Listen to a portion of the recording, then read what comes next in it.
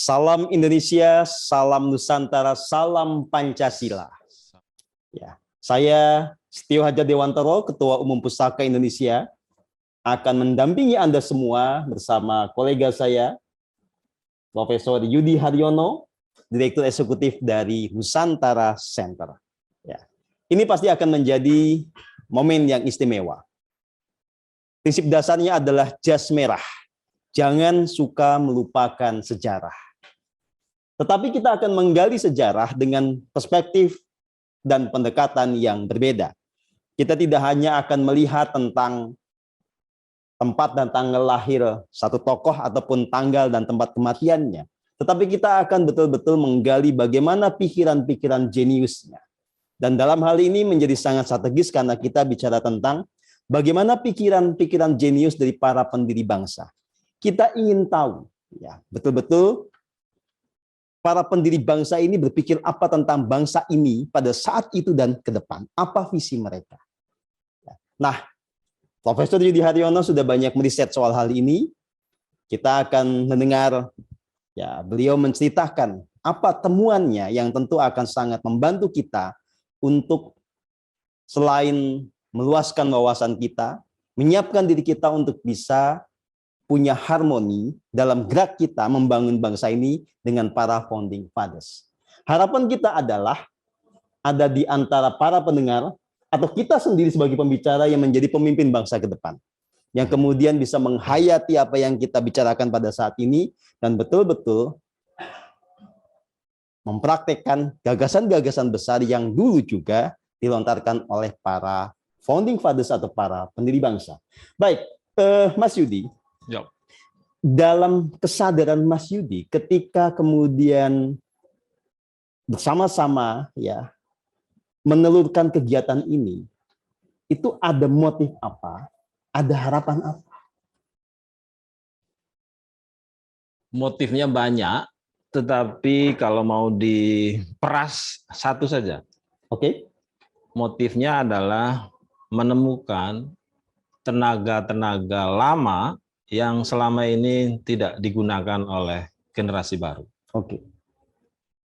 Jadi pahlawan itu, mereka yang telah mendahului kita dari dunia ini, sebenarnya dalam pendekatan apapun adalah tenaga, power.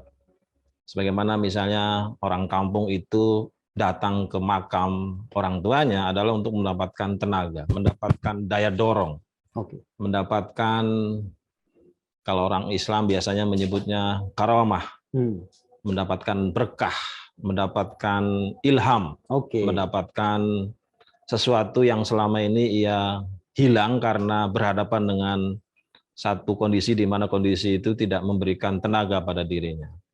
Jadi mendatangi pahlawan dalam pengertian yang paling psikologis adalah mengecas. Jiwa makanya kita. Mas Yudi bilang atau mengatakan ini sebagai sebuah ziarah, ya. Kita menziarahi pikiran-pikiran dari para pendahulu bangsa. Oke, lanjut Mas Yudi. Ya, jadi dengan mengecas jiwa kita, harapannya kita punya daya lompat 1000 tahun ke depan, karena saya misalnya secara pribadi itu mengalami kelelahan yang luar biasa berhadapan dengan situasi yang terjadi di negara saya. Nggak tahu kalau negaranya Mas Setio. Negara saya tampaknya baik-baik saja, ya. Memang kita agak beda nasibnya, ya. Ya. Jadi daya lompat itu, unlimited itu, menurut saya bisa didapatkan dari keinginan kita, praktek kita ngecas kepada pusat-pusat power. Yang pusat-pusat power itu adalah mereka yang mengkreasikan Indonesia. Itu motifnya. Jadi sebetulnya agenda kita ini bukan sekedar agenda intelektual kalau begitu. Betul. Agenda kita ini juga agenda spiritual. Kita menggali, membaca apa pikiran-pikiran besar dari orang-orang di masa lalu. Saat yang sama kita menghubungkan diri kita dengan energi yang sebetulnya tidak pernah mati. Oke, Mas Yudi. Ada banyak tokoh yang hendak kita gali, ya, pemikiran-pemikiran jeniusnya. Tapi kita akan mulai dengan Bung Karno berarti. Atau sebelum ke situ saya ingin cerita dulu. Oke, silakan Mas Yudi. Kenapa Kristianitas itu sampai sekarang menguat? Oke. Karena mereka merasa Yesus ada di belakang dia. Mereka merasa masih bisa berdialog dengan pendiri sekaligus peletak dasar Kristianitas. Oke. Mengapa Islam sebagai sebuah agama makin hari makin percaya diri dan berkembang bahkan hampir menguasai dunia? Karena seakan-akan Muhammad itu sebagai nabi mereka itu masih hidup. Mereka sebut nama itu tiap hari lebih dari 100 kali karena seakan-akan beliau masih hidup. Padahal kan sudah 1.500 tahun yang lalu beliau meninggal. Jadi mentalitas mengulang, mengingat, dan percaya bahwa dia tidak mati, minimal idenya itu yang membuat Islam, Kristen, dan agama-agama lain itu tumbuh secara survival di seluruh dunia. Ya, sebetulnya secara spiritual, faktanya jelas bahwa para pendiri bangsa ini jiwanya tidak pernah mati. Ya. Jadi Bung Karno sebagai satu jiwa tetap hidup. Demikian juga Tan Malaka dan seterusnya. Betul. Hanya kalau kita kemudian melupakannya, kita tidak ada keterhubungan dengan mereka semua. Ya. Oke, lanjut Mas Yudi. Jadi kalau mau disinonimkan, mengingat Soekarno, melafalkan namanya dan lafal nama-nama yang mendirikan Republik ini sebenarnya adalah seperti quote in quote mereka yang menyebut Muhammad dalam hidupnya yang beragama Islam, mereka yang menyebut Yesus, Kristus, dan seterusnya dalam tradisi Kristiani, mereka yang menyebut Buddha, Siddhartha di dalam tradisi agama yang lain. Gitu. Jadi saya merasa menziarahi mereka, menyebutkan namanya, kalau orang jatuh cinta itu mewiridkan namamu di dalam hari-hariku, karena aku hanyalah debu dan menjadi tebu ketika bersamamu. Ini sajak waktu merayu pacar pertama di SMA. Ya, saya baru ngeh juga ya. Mestinya kita sebagai sebuah bangsa itu tetap mengenang siapapun yang mendirikan ya bangsa dan negara ini. Betul. Ya, jadi secara faktual kan mestinya saatnya begini, Allahumma sholli ala Soekarno Hatta. Itu mestinya Allahumma sholli ala Soekarno. Ya. Untung yang ngomong bukan saya, yang ngomong Mas Yudi aman lah ya. Kalau yang ngomong saya agak nggak aman gitu. Artinya ya Tuhan kami, berikanlah kesejahteraan kepada Soekarno Hatta. Itu kita baca tiap hari. Tanda bahwa kita berterima kasih kepada yang telah memperjuangkan adanya negara dan bangsa ini. Iya. Idenya begitu. Oke, lanjut Mas Yudi. Menarik. Ya, jadi kita balik ke statement Mas Guru. Karena Soekarno menjadi primus inter pares, maka mungkin yang paling bagus kita diskusikan malam hari ini ya beliau. Oke, kita mulai dari sosok Bung Karno. Ya. Yang lain nanti menyusul. Itu kan mirip seperti kalau kita bicara tokoh dalam Islam, ya yang pertama kali kita harus diskusikan kan Nabi Muhammad, baru Umar, baru yang lain gitu ya. Maka membicarakan Indonesia itu ya karena dia adalah primus inter pares, dia adalah orang yang maksum, terlindungi dari seluruh dosa ketika menciptakan Indonesia, ya harus dialah yang kita omongin itu. Ya. Oke, jadi kita mulai dari Bung Karno ya. Oke, apa yang paling mengesankan buat Mas Yudi dari gagasan Bung Karno tentang negara dan bangsa ini? Sebelum ke situ saya ingin mengatakan Soekarno bagi saya itu enigmatis. Ya. Makin saya kumpulkan buku-buku tentang dia, makin saya nggak paham. Wow, menarik itu. Makin belajar banyak soal Bung Karno, makin kagum. Makin banyak hal-hal yang saya riset dari sisi spiritualnya, misalnya, karena ada keinginan saya mengunjungi tempat-tempat di mana dia suka berdoa gitu, misalnya kayak di Kebumen, di Laut Selatan, di Yogyakarta, itu makin bertanya-tanya. Sebenarnya Soekarno ini kalau mau diringkas apa gitu. Kalau mau dipanjang-panjangin bisa ribuan buku gitu. Karena beliau sendiri menulis buku di bawah bendera revolusi itu hampir 600 halaman. Oke.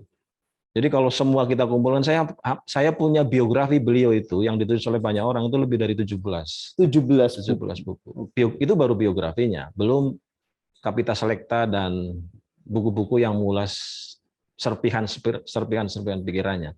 Itu banyak sekali, dan makin banyak itu makin penasaran. Mirip seperti kalau kita yang nanti teman-teman akan belajar studi kitab suci. Makin sering kita membaca kitab suci dan menerjemahkannya atau menafsirkannya, itu makin merasa sentrifugal, merasa jauh sekali. Karena dia seperti lautan di mana seluruh pohon dijadikan pulpennya, itu airnya masih banyak.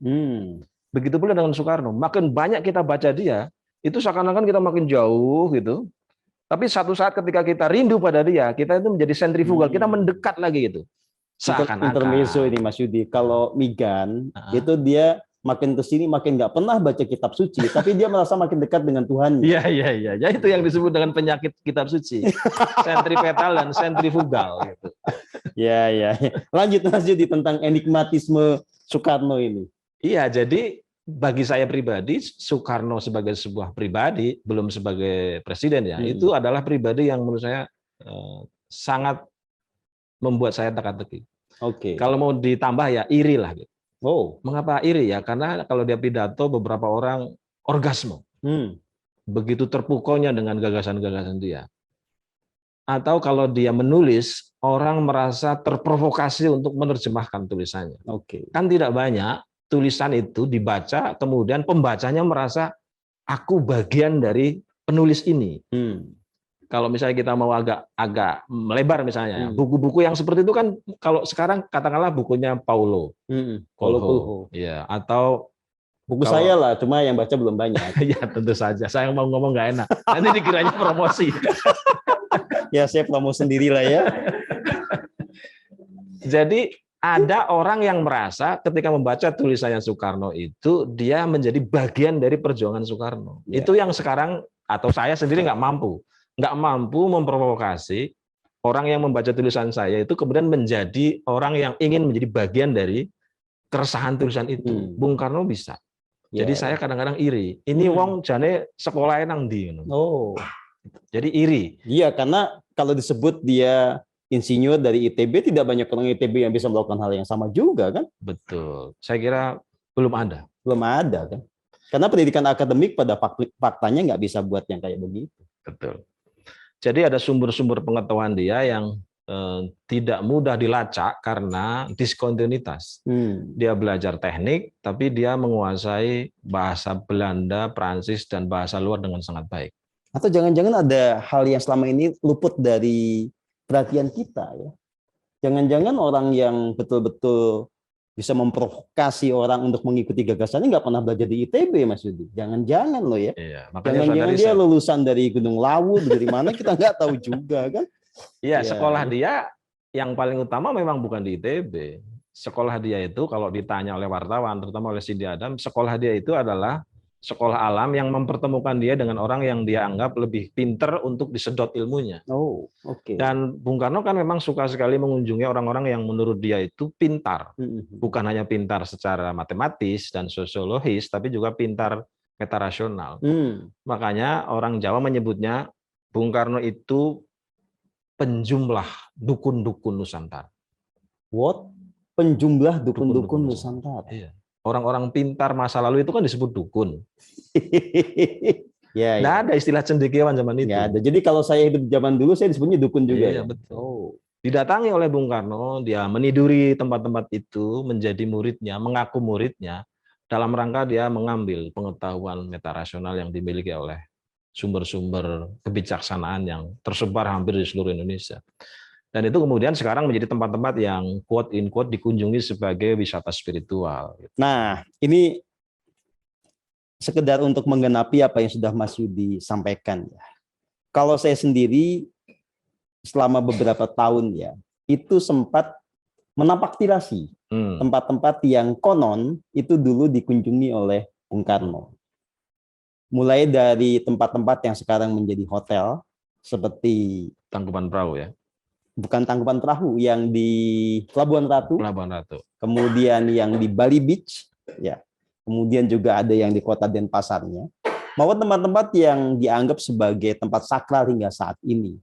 Ya, ada beberapa gua, hutan, ya gitu-gitulah Mas Yudi. Jadi memang kalau Mas Yudi katakan ini enigmatis karena pada faktanya banyak informasi yang menjelaskan bahwa sosok ini itu belajar tentang spiritualitas atau spiritualisme.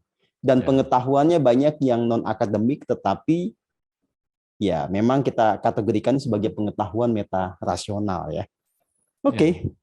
Lanjut Mas Yudi. Itu juga yang menyebabkan orang seperti Ong Hokam. Ong Hokam ini salah seorang sejarawan ternama dari UI. Dan mirip seperti saya, Soekarnois, karena dia mengumpulkan hampir semua bacaan tentang Soekarno dalam semua bahasa. Oke. Dan dia tidak menemukan celahnya, karena Bung Karno ini seakan-akan membicarakan apapun secara mendalam. Ya. Kan secara umum orang tahu banyak nggak mendalam. Oke. Atau orang mendalam nggak tahu banyak. Bung Karno ini kerang, dia menyempal dari keumuman. Dia tahu banyak dan dalam. Kalau mau disebut apa kelemahannya, misalnya Ong Hokam cuma bilang satu-satunya yang tidak begitu dalam dari pikiran Bung Karno adalah beliau tidak sempat mendesain bagaimana TNI, ABRI, dan Serdadu mengelola pertahanan Indonesia. Oke. Itu juga yang menyebabkan, kata Ong Hokam, beliau dikudeta oleh sebagian sayap militer dalam tradisi kita. Karena memang menurut beliau, Bung Karno tidak sempat menuliskan Permesta misalnya, atau pertahanan semesta. Beliau tidak sempat menuliskan bagaimana sih membangun National Security Council. Tapi sebenarnya itu juga bisa dipahami karena Bung Karno mendapatkan kompatriot yang relatif sevisi dengan dia. Kan begitu dia menunjuk salah seorang temannya untuk menjadi Panglima TNI, orang yang dia tunjuk itu tidak datang. Dan karena tidak datang, dua calon yang ada, yaitu Urip Soeharto dan Sudirman, lalu melakukan pemilihan dan Sudirman yang terpilih. Ternyata dalam perjalanannya ini, Sudirman itu adalah Soekarno kecil. Dalam bahasa sejarawan, seandainya Indonesia berjalan tidak terlalu banyak intrik dari dalam dan dari luar, pasca Bung Karno itu Hatta, pasca Hatta itu Sudirman. Cuman karena Jenderal Sudirman meninggal di usia muda, 34, lalu menjadi miliknya Urip Soeharto, seluruh tradisi militer yang quote-unquote mirip pikiran Soekarno itu hilang. Oke. Itu kalau kata Ong Hokam. Tapi kalau kata banyak Soekarnois yang lain, kita relatif tidak menemukan apa yang tidak dibicarakan oleh Bung Karno secara mendalam. Saking mendalamnya, anak-anak biologisnya itu nggak paham. Mencurigakan ini ya, mencurigakan benar-benar. Kalau sampai anak itu tidak ada satupun yang memahami pikiran bapaknya, itu mencurigakan. Itu anak siapa? Ya lanjut Mas, dilanjut. Termasuk di anak-anak ideologisnya. Let's say kita sebut misalnya lembaga-lembaga yang bicara di dalam struktur bahasanya menganut marxisme misalnya.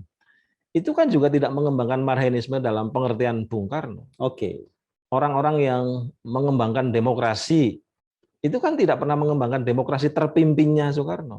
Orang boleh saja mengatakan saya anggota Partai Demokrasi, apapun demokrasinya, tapi tidak ada lagi yang mengembangkan demokrasi terpimpin. Padahal demokrasi ala Bung Karno itu adalah demokrasi Indonesia. Demokrasi Indonesia itu adalah demokrasi terpimpin. Terpimpin bagaimana? Hikmah dan bijaksana. Yang menghayati itu di bumi ini cuma di Pusaka Indonesia dan Pesawat Matahari. Jangan-jangan di sinilah anak ideologi Soekarno. Jangan-jangan. Perlu dana riset ini. Ya, kita bisa riset sendirilah dengan dana kita sendiri, Mas. Lanjut. Jadi bagi kita, siapapun yang hidup di Republik ini, mau KTP asli maupun KTP palsu, sebenarnya punya hutang sejarah untuk mereplikasi, mereplikasi seluruh gagasan-gagasan itu, karena mau kemana bangsa ini mestinya ya yang paling tahu adalah yang membuatnya. Kita sekarang bingung mau kemana karena tidak pernah bertanya kepada yang punya niat dulu membangun Republik ini. Oke. Saya mau nambahin satu informasi kecil Mas Yudi ya. Tentang sosok enigmatis ini ya yang kita bicarakan ya, Bung Karno ya. Saya itu punya kenalan, sekarang usianya 70-an, dia perempuan. Ketika bapaknya dulu masuk penjara karena dianggap terlibat peristiwa G30 SPKI, karena dia ibunya orang Jepang, itu kemudian bisa dibantu untuk tinggal di Wisma Yaso. Nah, si ibu sepuh ini kan dulunya kecil ya, masih anak kecil, anak yang sangat usil lah gitu. Tapi dia menceritakan kenangannya bahwa satu, sosok Bung Karno itu selalu tampil dengan penampilan yang segar, gagah, Ya. sangat optimistik. Dan yang berikutnya kata dia nggak bisa dibohongin karena disakti. Ya. Dengan segala cara dia gimana pun juga ketahuan. Gitu. Jadi kalau kemudian ada sebuah tesis bahwa dia sosok yang metarasional, sosok yang waskito, itu sebetulnya ada pembenaran secara historis dari orang yang pernah hidup bersama dia. Itu Mas Yudi. Ya. Ya, kalau di para sejarawan sebenarnya kepercayaan itu ada. Karena itu banyak yang diskontinuitas terhadap fakta. Oke. Dan satu-satunya penjelasan adalah metarasional. Bagaimana tiba-tiba dia memimpikan, mengumpulkan seluruh orang yang mirip-mirip dengan dia di negara-negara dan di seluruh dunia. Itu kan nggak ada mata kuliahnya. Ya. Apalagi teknik. Teknik itu kan bagaimana caranya membeli bata, kan? Terus ya ngecat, sebetulnya itu nggak gitu. mungkin muncul lah ya di kalangan-kalangan yang sangat teknikal gitu ya. Kalau cuma bangun masjid, ya itu teknik lah ya. Kalau teknik kan dulu belum ada teknik nuklir, adanya ya teknik bangunan lah. Teknik bangunan itu ya beli bata, menumpuknya, paling banter yang bangun Taj Mahal gitu. Ini tiba-tiba dia ingin membangun satu tatanan dunia baru yang beyond teknik. Kan itu nggak ada ilmunya di sekolah dia. Kok dia bisa? Mentok penjelasannya. Maka ya berarti metarasional. Dia mendapatkan pengetahuan itu dari apa yang mungkin ia cari yang kita tidak mencarinya, yang kita tidak mendapatkannya. Kalau ada penjelasannya karena ada bantuan dari teman-temannya, itu kan hanya pelengkap penderita saja. Aktor utama tetap beliau, karena beliaulah yang kemudian bicara langsung dengan Nehru, bicara langsung dengan beberapa tokoh yang lain gitu. Iya, saya justru penasaran itu Mas Yudi, berangkat dari fakta itu, apakah sosok yang punya imaji luar biasa itu, yang punya gagasan tentang kompetensi Asia Afrika, tentang tatanan dunia baru itu beneran kuliah di ITB atau sosok yang berbeda ya? Itu sesuatu yang bikin penasaran sih. Cuma ya Mas Yudi kan yang meriset lah ya, yang punya tanggung jawab membuktikan kebenarannya Mas Yudi lah. Saya tugasnya memprovokasi aja sih. Iya, lanjut Mas Yudi. Nah, makanya dulu saya dan teman-teman atau mungkin juga sejarawan yang lain sebenarnya ingin mendapatkan bukti-bukti bagaimana ia mendapatkan pengetahuan itu agar Soekarnoisme itu bisa dipelajari secara komprehensif, bukan dari sisi akademik saja. Tapi Bung Karno tidak pernah menuliskannya bagaimana dia mendapatkan pengetahuan itu. Itu juga salah satu Jadi nggak ada satu buku atau belum ditemukan. Belum ditemukan ya. Sampai detik ini yang menjelaskan epistemologinya Bung Karno belum ada ya. Cara dia dapat pengetahuan belum ada. Itu juga yang saya sering bilang di sini kan. Sebelum terjadi badai sehingga persaudaraan matahari tenggelam, tuliskan bagaimana kalian mendapatkan pengetahuan. Banyak-banyak, walaupun mungkin sudah ya. Agar nanti periset-periset anak-anak kita itu tidak kebingungan. Agar mereka cara hening cipta yang dulu pernah diajarkan itu nggak ngarang-ngarang gitu. Itu karena saya membaca Bung Karno yang kita belum menemukan bagaimana dia membangun epistemik ilmu pengetahuannya sehingga dia beyond dari garis-garis yang secara umum itu biasanya menghentikannya. Kan kalau saya belajar agama, maka saya berhenti di situ. Tidak akan belajar ekonomi, tidak akan belajar yang lain, bahkan kemudian menyeretnya menjadi bagian dari agama. Makanya kan kemudian bagaimana caranya ekonomi Islam, pacaran Islam, diislamkan gitu. Kalau Bung Karno tidak, dia beyond dari teknik. Jadi bukan terus ekonomi diteknikan, politik diteknikan, enggak. Dia beyond itu. Dan itu kan perlu pengetahuan sendiri, perlu metode sendiri. Sehingga kalau ada orang ingin mereplikasi dia, itu menjadi mudah. Masalahnya karena nggak ada, atau kita belum menemukan buku-buku itu, belum menemukan risetnya, Jadi untuk mereplikasi Bung Karno itu memang pekerjaan raksasa. Nah,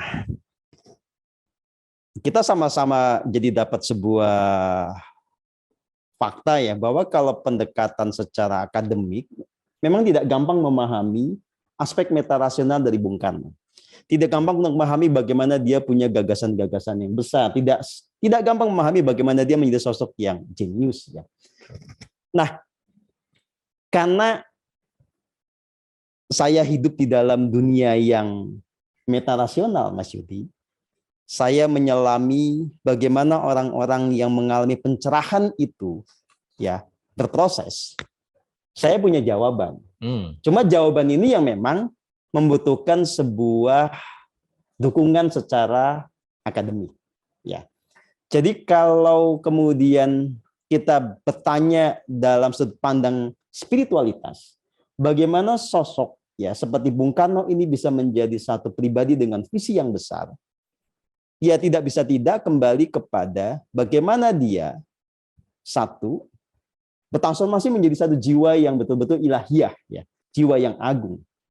Yang kedua, apa yang kemudian menjadi buah pikirannya itu tidak semata-mata hasil kerja rasionalitas yang empirik. Tidak hanya kemudian mengolah data yang masuk lewat pendekatan panca indrawinya.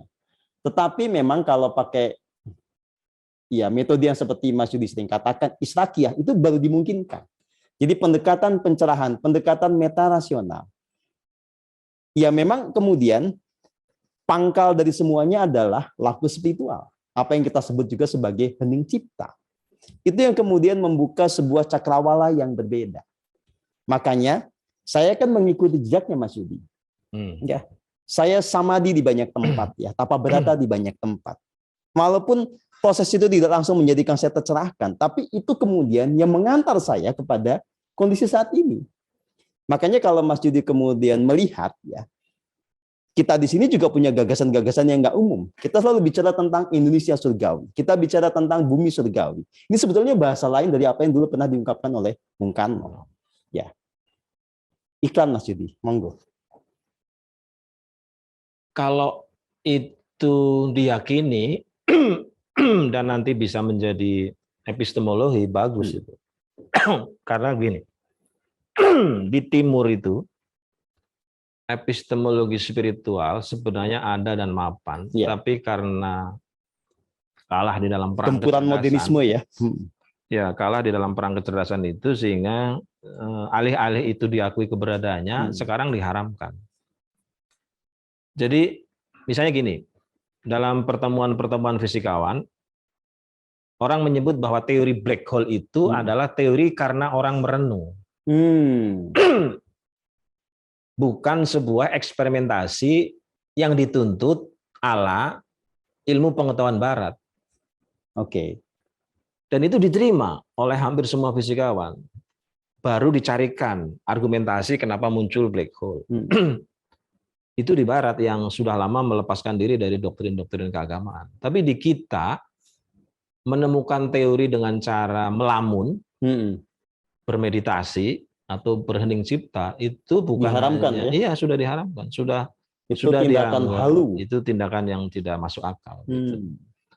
Walaupun dalam kejadian-kejadian tertentu itu ada, tapi karena kalah perang kecerdasan sehingga jangankan itu diakui, keinginan untuk tahu saja nggak ada. Ya. Makanya buku-buku tentang Soekarno itu selalu buku-buku dengan pendekatan sejarah barat. Buku-buku dengan pendekatan sejarah positivis. Mereka yang ingin atau punya metode seperti persoalan matahari memang harus bekerja keras supaya ini menjadi umum gitu. Sebab kalau enggak ya kita akan mengalami kesulitan mencetak Soekarno baru. Iya, karena pada faktanya kalau orang hanya mendekati Soekarno dengan pendekatan positivistik ya, dengan pendekatan sains modern, dengan pendekatan rasional empirik, nggak akan ketemu realitas sesungguhnya. Karena ada banyak hal yang memang tadi Mas Yudi katakan itu metarasional. Ya ketemunya Pak Jokowi. Iya. Ketemunya Pak Jokowi. Gimana tuh? Jadi Pak Jokowi ini lahir sebagai Soekarno baru dengan pendekatan positivis. Jadinya begitu ya? Jadinya begitu. gitu. Jadi hari Senin dia bergelar insinyur, hari Selasa dokter Andes gitu kan. Hari Senin beliau bicara SMK, nanti hari Selasa mungkin Daihatsu gitu. Itu karena hampir semua orang yang kita hadapi di Indonesia Iya, itu iya. ingin mereplikasi Bung Karno, tetapi metodenya tunggal. Ya, Positif. menyingkirkan aspek metarasionalnya. Ya, menurut saya begitu. Ya, Walaupun saya juga tidak tahu bagaimana cara menemukan ketidaklingan antara pengetahuan Bung Karno yang mendalam itu dengan sekolah-sekolahnya. ya. Saya baru berasumsi bahwa harus ada pendekatan metarasional untuk mengetahui Soekarno ini dapat ilmu pengetahuannya lewat metode apa. Sebab kalau menggunakan metode positivistik, Nggak yang mungkin kita ketemu. temui ya Bung Karno itu Jokowi, Bung Karno itu SBY, Bung Ya, Karno itu Megawati gitu. Tapi kan dari 3 orang yang saya sebut itu Iya, nggak iya. ada bayangan menundukkan dunia. Nggak ada lah. Nah iya, karena nggak ada maka metodenya menurut saya kurang sempurna. Iya, Harus ada iya. metode baru. Temukanlah nanti di sini. Ya sebetulnya sudah ada, cuma orang nerima enggak kan lain soal. Ya, oke. Oke, ini kita sudah membahas soal epistemologi ya, Ya. tentang bagaimana Bung Karno kemudian menjadi jenius. Ya kalau dalam pendekatan spiritual kita bisa katakan bahwa lewat hening cipta, lewat taku spiritual dia, lewat tapa berata dia, lewat spiritual odyssey dia kemudian jiwanya diberikan, seluruh perangkat kecerdasannya itu kemudian teraktivasi. Jadi bukan hanya otaknya menjadi jenius, tapi dia hidup dengan apa yang kita sebut sebagai rasa sejati. Kalau dalam pendekatan tasawuf itu namanya zauknya yang kemudian hidup sehingga dia bisa mengembangkan metode israkiyah, metode pencerahan spiritual untuk bagaimana memahami dunia ini dan kemudian membentuk dunia sesuai dengan visi yang agung ya. Nah, sebetulnya itu yang sedang kita gerakan. Kita sedang mengembangkan metode untuk melahirkan Soekarnois yang sejati, yang tidak berhenti kepada ya tadi pengetahuan teknikal yang mengabaikan hal-hal yang agung, yang luhur, yang itu sebetulnya bagian dari tradisi timur ya. Gitu Mas Yudi. Oke. Kita bisa lanjut Mas Yudi. Setelah kita bicara epistemologi, kita bicara apa sih sebetulnya mimpi teragung dari Bung Karno ketika kemudian dia menjadi perintis dari keberadaan negara kita. Sejauh yang Mas Yudi riset. Kalau mau agak sederhana, kita bisa mereplikasi pikirannya Pak Untung ketika di sini. Oke. Mimpi Bung Karno sebenarnya adalah mendalangi dunia. Mendalangi dunia. Ya. Oke. Dan itu terefleksikan dengan bahasa negatif sebenarnya di preambulum Undang-Undang Dasar 45. Ikut serta dalam ketertiban dunia. Oke. Jadi tidak ada perdamaian, tidak ada perang, tidak ada apapun kecuali Bung Karno dan Indonesia ada sebagai sutradara. Sebagai sutradaranya. Ya. Itu yang paling agung. Dan ada replikanya ada di preambulum itu. Oh. Yang lain ya kayak Pancasila ya besar tapi tidak sebesar mimpi-mimpi itu. Makanya ketika dia merasa dimusuhi oleh PBB, dia bangun PBB baru. Jadi itu pernah ya? Pernah. Jadi kita kalau datang ke gedung DPR MPR itu sebenarnya gedung yang dibangun oleh Bung Karno untuk menciptakan PBB baru. PBB versi yang berbeda. Ya. Kan sekali berani melawan begitu ya. Ya. Termasuk dia menghadirkan Olimpiade baru kan. Kita menganggap Olimpiade itu terlalu chauvinis kata dia, maka harus ada Olimpiade yang berbeda. Dia ciptakan Ganevo. Wow. Dan bangunannya itu kan bangunan yang sangat sangat futuristik. Kalau kita pergi ke gedung DPR MPR itu kan gedungnya kutang. Iya. BH itu kan. Ya kayak BH sih emang. Kalau Anda datang ke Monas, Anda menemukan palus, Anda menemukan penis. Itu sebetulnya hal yang sangat lumrah dalam tradisi Tantra kuno. Sebetulnya tentang bagaimana lingga yoni, kekuatan maskulin dan feminin, itu hal-hal yang memang hanya akan dipahami oleh mereka yang belajar tentang spiritualitas. Kalau nggak akan ngerti. Dianggapnya jorok itu. Ya, jadi kalau yang memahami Bung Karno, maka dia kemudian tahu bahwa Soekarno menghadirkan lambang palus, menghadirkan lambang BH, itu karena dia spiritualis. Iya. Bagi yang nggak banyak baca buku, ya itu mesum. Itu dahsyat sekali karena mengapa? Bukan hanya filosofisnya, tapi juga dipraktekkan. Ya. Dan itu juga yang menyebabkan dia dimusuhi oleh banyak negara. Banyak ibu-ibu. Banyak negara. Lalu dijatuhkan gitu. Iya, iya, iya. Jadi Anda dan saya itu kalau jadi anggota DPR MPR itu mestinya berlaku seperti ibu yang punya payudara, memberi kesegaran, memberi vitamin, memberi tenaga, memberi kecerdasan kepada anak-anak bangsa, anak-anak republik. Yang sekarang kan kebalik, datang ke sana nyusu semua. Menghisap ya. Anak-anak durhaka. Jadi kalau ditanya siapa yang paling mengkhianati Bung Karno, ya yang di situ. Ya. Mas Yudi suka ke situ nggak? Sering. Saya sih kayaknya baru sekali 2 kali lah ke sana ya. Karena jadi saya akan pidato sebagai presiden di situ. Ya. Oke, lanjut Mas Yudi, lanjut. Ya, jadi kalau Bung Karno menulis soal itu lebih lengkap, sebenarnya mungkin kita tidak akan terbata-bata dan meraba-raba gitu ya. Sayang mungkin karena sudah saya lengkapi Mas, makanya saya nulis buku Tantra Yoga itu Mas. Ya. Itu sebetulnya pikiran Bung Karno ada di situ. Amin. Kita cetak 10 juta nanti kita sebar. Ntar lagi kita sebar luaskan dengan pengantar Mas Yudi lah ya. Jadi memang sekali lagi saya ingin mengatakan, jikalau bangsa ini, negara ini dan pemerintahan ini tidak ingin menjadi maling kundang, atau yang paling agak soft ya, kebingungan terhadap masa depannya, kita bisa menilik kembali, membaca kembali mimpi-mimpi beliau agar kita masuk ke dalam satu yang disebut dengan on the right track. Gitu. Kalau enggak bingung seperti sekarang itu. Kita sekarang misalnya menyesalkan pilpres langsung karena mahal sekali. Udah baca aja di situ ada solusinya. Kita sekarang kebingungan karena utang menumpuk luar biasa. Tahun depan Pak Jokowi dan teman-teman itu berencana menambah utang 600 triliun. Jadi pidato intinya itu mau izin utang. Nah kalau nggak ada yang ngasih utang bingung, baca aja bagaimana dulu Bung Karno menyelesaikan utang-utang VOC yang dulu menjadi tanggung jawab kita. Itu juga yang dulu membuat kita pecah kan.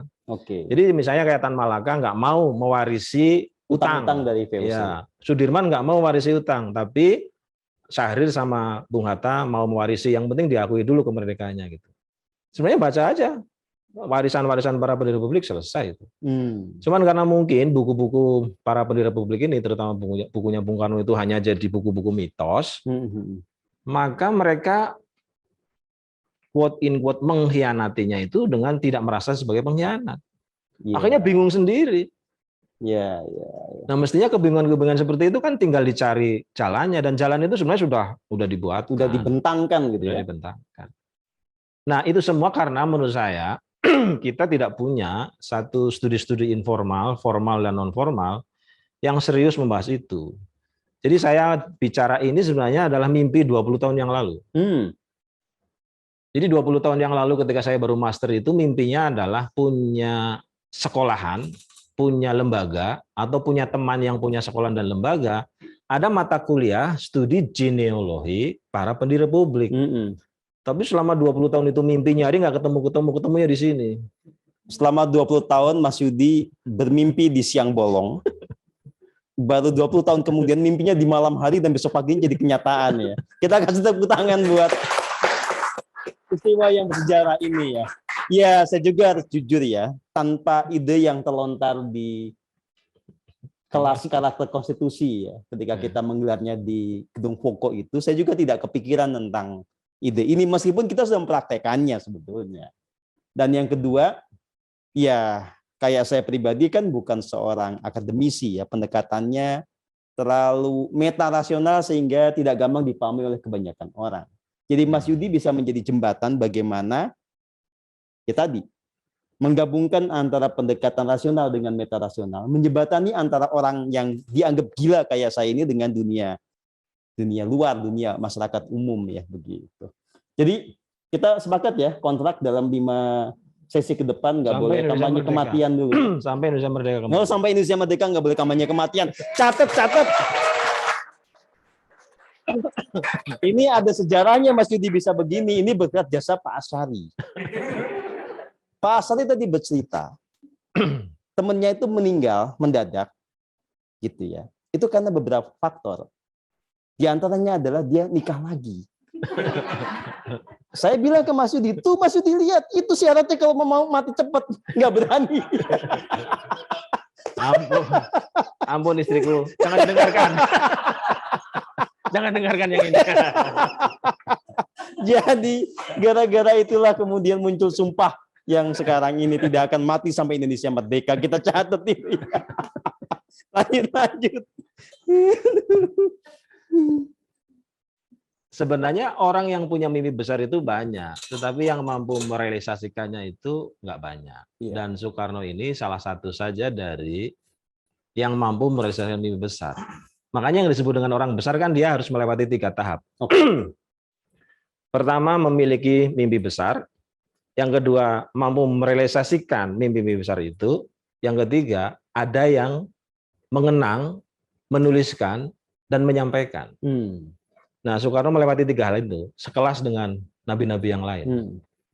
Jadi kalau kita mau bicara lebih serampangan, Soekarno ya nabi. Oke. Karena mampu melewati 3 hal. Loh iya, sebetulnya siapapun yang kemudian menggunakan pendekatan metarasional, dialah yang disebut nabi. Kan akar kata nabi kan anaba, berita langit. Siapapun bisa menangkap berita langit, ya layak sebut nabi. Ya. Cuma jangan keras-keras aja lah ya.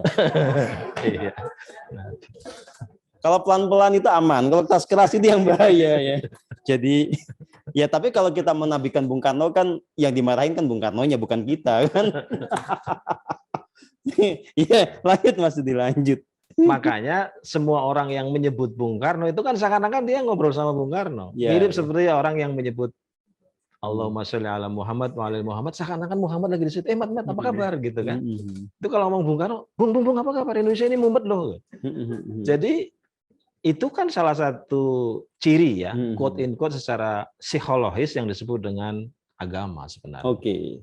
Cuman karena kita ini orangnya sentimental, agama yang ia anut mengatakan adalah agama terakhir, sehingga kalau ada agama baru dia cemburu. Oh, itu jadi ini soal cemburu aja ini. Soal cemburu sih ya.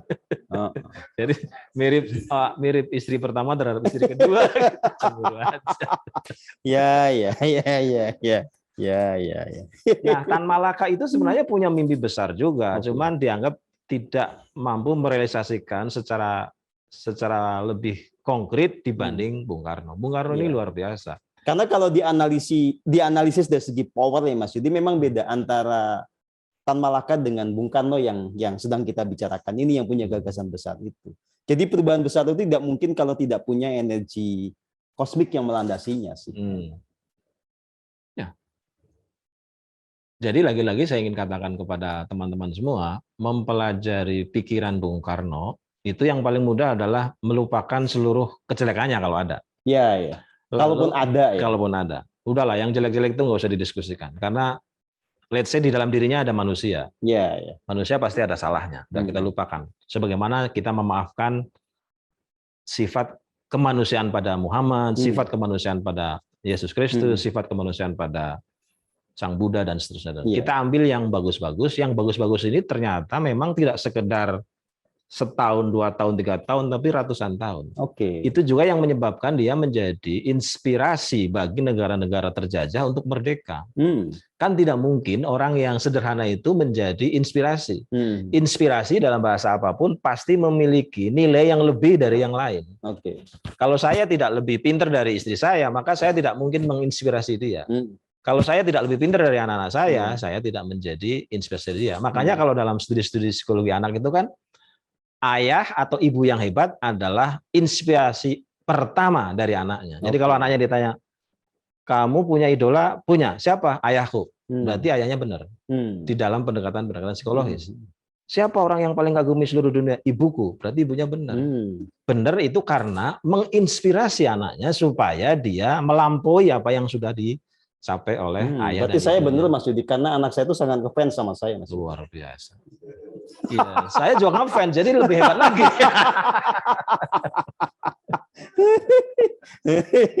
Oke, lanjut. Nah, yang perlu didorong kemudian adalah bukan hanya kita mengenang Soekarno dalam bentuk foto di mana-mana, tapi juga merumuskan ulang di dalam lembaga-lembaga formal sebenarnya itu. Jadi Soekarnoisme itu harus dipelajari terus-menerus dan dikembangkan, karena kan tentu saja yang disebut dengan isme itu pasti mengalami cacat tempat dan waktu. Jadi nggak perlu ya bikin patung Soekarno 10 triliun ya. Mestinya 10 triliun digunakan untuk mencetak Soekarno baru lewat pendidikan. Itu kalau jawaban serius. Oh, kalau jawaban serius. Kalau jawaban nggak serius? Ya buat patung sebanyak-banyak karena itu proyek. Iya kan? Tapi tolong Mas Yudi jangan ikutan. Karena nanti kalau Mas Yudi ikutan, yang bikin proyek mati. Iya. Itu cara Tuhan melindungi Mas Yudi dari main proyek. Ya. Nah, jadi level Soekarnoisme itu memang baru pada tahap kulit. Ya. Pasti mereka kalau diajak diskusi, masih mending saya buat pantungnya. Kalian nggak buat apa-apa. Gitu. Jadi selalu punya argumentasi pinggiran yang sebenarnya memalukan. Gitu. Iya. Itu kan mirip seperti, kenapa sih kamu jadi muludan luar biasa terhadap Muhammad? Masih mending saya menghormati kelahirannya. Yang lain nggak hormat sama sekali gitu. Sulit untuk diajak melampauinya. Kenapa? Ya karena memang itu tidak ditradisikan di dalam sekolah-sekolah formal. Oke. Karena yang bisa mencetak itu hanya sekolah-sekolah formal. Kalau informal dan non formal itu hanya menunjang saja. Di Indonesia ada nggak Universitas Bung Karno? Ada. Dipelajari nggak tentang Soekarnoisme yang sejati di sana? Nah itu belum saya tanyakan. Oh, belum ditanyakan. Tapi ada. Dan itu terlambat.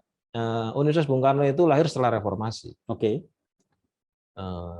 Jauh lebih kalah dibanding universitas-universitas yang dibuat oleh Muhammadiyah, karena Muhammadiyah itu selalu membuat universitas atas nama mantan-mantan ketua umumnya.